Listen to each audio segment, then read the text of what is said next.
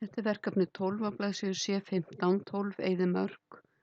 Ég set textann, fyrsta listann hérna í blokk og ég ætla að stilla dálka.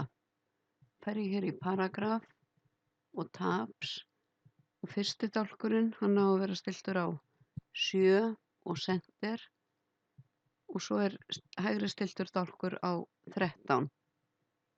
Er ég að passa að haka hér rétt við. Þá er ég búin að stilla dálkana. Ég er ennþá með textan í blokk og fyrirsagnirnar líka af því að ég ætla að raða eftir flatamáli.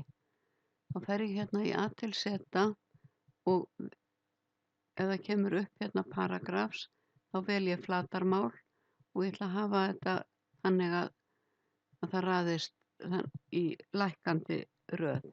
Þá haka ég hér við descending og OK. Þá kemur þetta svona. Ég raða hérna eftir flatarmáli og staðsetningin og eyðimörkin haldast í sömu línu og flatarmálið og ég ætla að vista.